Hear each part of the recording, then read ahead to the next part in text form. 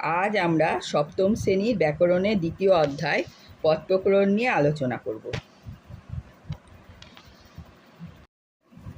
পদ প্রকরণে প্রথমে কি আছে? পদ কাকে বলে? শব্দ যখন বিভক্তিযুক্ত হয়ে বাক্যে ব্যবহৃত হয় তখন তাকে পদ বলে। যেমন রাম, নর ইত্যাদি। এখানে নর এই পদটা কিভাবে গঠিত হয়েছে? নর শব্দের সাথে সুবিভক্তি যুক্ত হয়ে নর এই পদটি গঠিত হয়েছে। এরপরে আছে পদের শ্রেণীবিভাগ। এবার বিভক্তি হচ্ছে দুই প্রকার, সুবিভক্তি ও তিং বিভক্তি। আর বিভক্তি ভেদে পদও আবার দুই প্রকার, সুবিভক্তির যোগে সুবন্ত পদ এবং তিং বিভক্তির যোগে তিঙন্ত পদ হয়। সুবন্ত পদ আবার চার প্রকার: বিশেষ্য পদ, বিশেষণ পদ, সর্বনাম পদ এবং অব্যয় পদ। আর তিঙন্ত পদের অন্য নাম হচ্ছে ক্রিয়াপদ। এবার আমরা জানব বিশেষ্য পদ কাকে বলে। যে পদের দ্বারা বস্তু, ব্যক্তি, জাতি, গুণ, অবস্থা, ভাব ও ক্রিয়ার নাম বোঝায় তাকে বিশেষ্য পদ বলে। এবার এই বিশেষ্য পদ আবার সাত প্রকার: বস্তুবাচক বিশেষ্য, ব্যক্তিবাচক বিশেষ্য, জাতিবাচক বিশেষ্য, ক্রিয়াবাচক বিশেষ্য, ভাববাচক বিশেষ্য, গুণবাচক বিশেষ্য এবং অবস্থাবাচক। আমরা আলোচনা করব বিশেষণ পদ সম্পর্কে। যে পদ বিশেষ্য পদের দোষ, গুণ, অবস্থা ও পরিমাণাদি প্রকাশ করে তাকে বিশেষণ পদ বলা হয়। এটি সাধারণত বিশেষ্যের পূর্বে বসে এবং বিশেষ্যের যে লিঙ্গ বিভক্তি ও বচন হয় বিশেষণেরও সেই লিঙ্গ বিভক্তি বচন হয়। এটাকে শ্লোকে প্রকাশ করলে কি বলা হয়েছে? বিশেষ্যস্য হি জল্লিঙ্গং বিভক্তি বচনে চ যে তানি সর্বাণি যোজ্যানি বিশেষণ পদেষ্যপি। এরপর আসছে সর্বনাম পদ। যে পদ বিশেষ্য পদের পরিবর্তে ব্যবহৃত হয় তাকে সর্বনাম পদ বলে। যেমন অস্মদ মানে আমি, যুষ্মদ মানে তুমি, তদ মানে সে, ইদম মানে এই ইত্যাদি। পূর্ব, উত্তর ও দক্ষিণ শব্দ সংস্কৃতে সর্বনাম, কিন্তু পশ্চিম সর্বনাম নয়। এরপরে আছে অব্যয় পদ। সব বিভক্তিতে তিনটি লিঙ্গে এবং তিনটি বচনে যে পদ অবিকৃত থাকে তাকে অব্যয় পদ বলে। যেমন প্রাত, পুনঃ, যত্র, কুত্র। এরপরে আছে ক্রিয়াপদ। যে পদের দ্বারা কোনো কিছু কাজ করা বা হওয়া বোঝায় তাকে ক্রিয়াপদ বলে। তিং বিভক্তি যোগে গঠিত পদকে তিঙন্ত পদ বলে। যেমন রাম গচ্ছতি, এখানে ক্রিয়াপদ কোনটা? এই গচ্ছতিটা হচ্ছে ক্রিয়াপদ। প্রত্যয় যোগেও ক্রিয়াপদ হয়, যেমন ছাত্র পঠিতবান, এখানে ক্রিয়াপদ কোনটা? এই পঠিতবান এইটা। এবার সমাপিকা ও অসমাপিকা ভেদে ক্রিয়াপদ দুই প্রকার। আবার সমাপিকা সকর্মক, অকর্মক ও দ্বিকর্মক ভেদে তিন প্রকার। পরে আছে বিশেষণ পদের গঠন। এবার বিশেষণ পদের গঠন সম্পর্কে আলোচনা করা হয়েছে। কৃৎ প্রত্যয় যোগে বিশেষণ পদের গঠন বলা হয়েছে। কৃৎ প্রত্যয় যোগে কি কি? ত প্রত্যয়, তারপরে হচ্ছে সত্যি প্রত্যয়, সানচ প্রত্যয়, কপ প্রত্যয়, নক প্রত্যয়, যৎ প্রত্যয়, নৎ প্রত্যয়, টিচ প্রত্যয়, নিন প্রত্যয়, তব্য প্রত্যয় এবং অনীয় প্রত্যয়। এবার প্রথমে আসছি ত প্রত্যয় যোগ করে। জ্ঞাত, জ্ঞা যুক্ত ত, এইভাবে আসছে। এখানে প্রকৃতি হচ্ছে জ্ঞা আর প্রত্যয় হচ্ছে ত, এইভাবে এই জ্ঞাত এই পদটা গঠিত হয়েছে।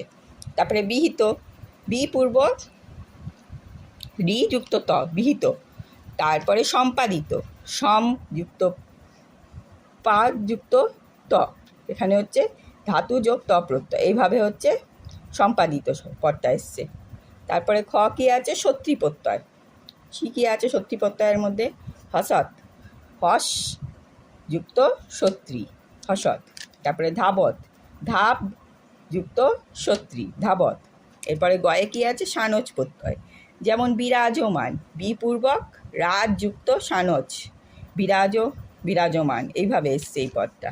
বিপূর্বক রাজযুক্ত সানচ, এইভাবে যোগ করে এটা বিরাজমান এই পদটা এসছে। তারপরে বর্তমান, বৃত্ত যুক্ত সানচ, বর্তমান। তারপরে কপ প্রত্যয় আছে গয়ে, ভৃত্য, ভৃ যুক্ত কপ, ভৃত্য। তারপরে হচ্ছে শিষ্য, শ্বাস যুক্ত কপ, শিষ্য।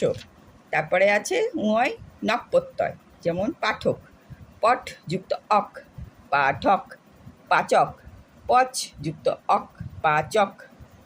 তারপরে কারক, ক্রি যুক্ত অক কারক।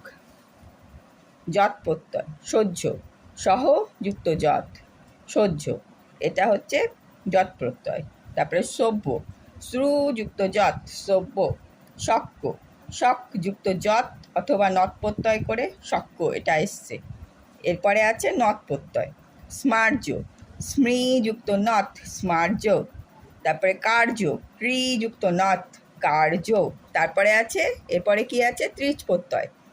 ত্রিচ প্রত্যয়ে কি আছে ভক্তি। ভূ বা ভুজ যুক্ত ত্রিচ, এইভাবে আসছে ভক্তি এই পদটা। তারপরে হচ্ছে দাত্রী দা যুক্ত ত্রিচ দাত্রী। তারপরে কর্তৃ ক্রি যুক্ত ত্রিচ কর্তৃ। এবার নিন নিন প্রত্যয়। প্রতিবাদীন প্রতি যুক্ত বদ যুক্ত ইন অথবা নিন করে প্রতিবাদীন এলো। তারপরে বিরোধীন বিরোধ যুক্ত ইন অথবা নিন এটা করে বিরোধীন এসছে। এবার তব্য প্রত্যয় মন্তব্য, কিভাবে আসছে এই পদটা মন যুক্ত তব্য মন্তব্য। এবার গন্তব্য প্রকৃতি প্রত্যয় করে কি হচ্ছে গম যুক্ত তব্য গন্তব্য। তারপরে আছে অনীয় প্রত্যয়।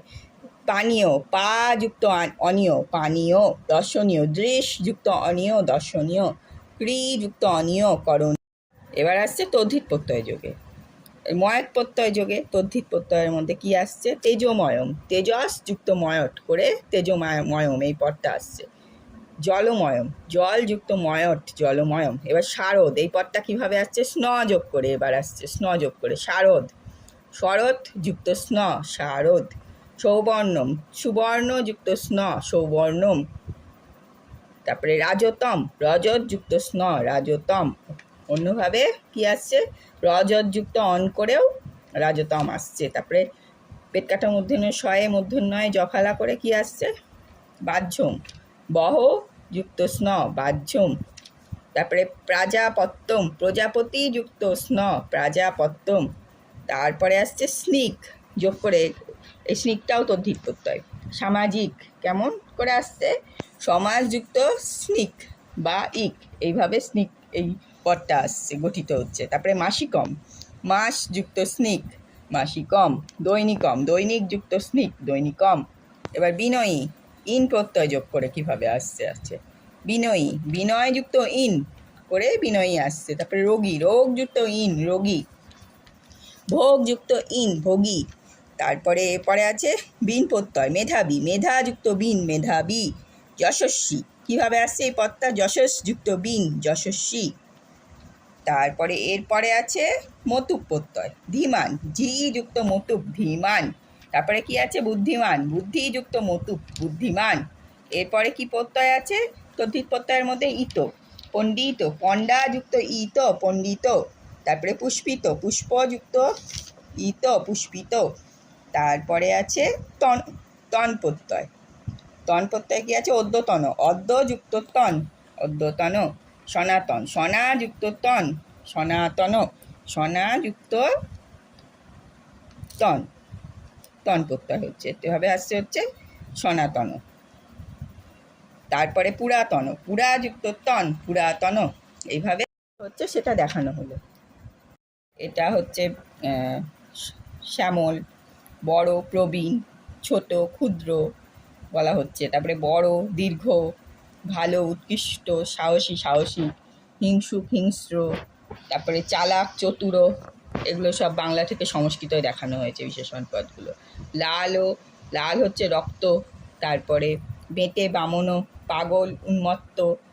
গাইন গায়ক ঘুমন্ত নিদ্রানো। তারপরে কুৎসিত কুৎসিত সাদা শ্বেত। তারপরে লাজুক লজ্জাশীল অতিস্নিগ্ধ মেধুর। থক বঞ্চক চঞ্চল চঞ্চল। এইভাবে মানে বিশেষণ শব্দগুলো বাংলা থেকে সংস্কৃতে দেখানো হয়েছে এখানে।